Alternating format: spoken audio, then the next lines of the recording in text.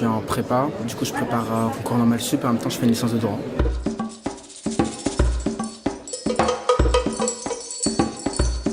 C'est des informations qui sont fausses par définition, donc qui entraînent, qui sont des lourdes conséquences du coup, dans le sens où on va prendre une fake news, donc par exemple un mensonge entre guillemets, et on va y croire et du coup on va le propager et tout.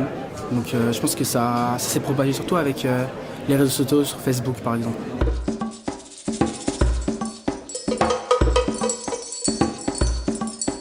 Oui, surtout sur Facebook. En plus, quand j'étais jeune, ça me mettait des petits trucs dans des encadrés. Et moi, j'y croyais un peu. Mais maintenant, j'essaie de faire plus attention. Avec le Bondi Blog, justement, je vérifie les sources. Et c'est dans tous les domaines. C'est-à-dire même, je veux dire, un truc bête dans la télé-réalité, par exemple, avoir des fake news. Dans les jeux vidéo, surtout. Donc oui, surtout quand j'étais jeune, j'y croyais beaucoup. Pendant la campagne présidentielle, j'en ai vu beaucoup. Là, je ne peux pas en dire une en particulier, mais il y en avait énormément.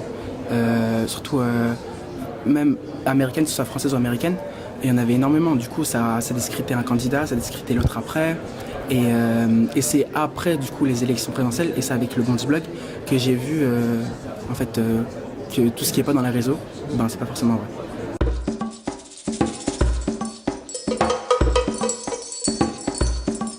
Déjà, j'en parle, du coup, au Bondi Blog, à des vrais journalistes.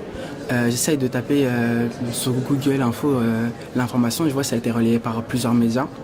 Et j'essaye de voir au niveau des sources, au niveau des témoignages, mais après il y en a, c'est tiré, on voit très bien que c'est une fake news. Donc on va te donner une information super bête, j'ai pas d'idée en tête, mais et là, de là, même au niveau de l'écriture, au niveau de tout, il y a des moments où on peut avoir des indices quand même. Du coup moi j'en parle beaucoup.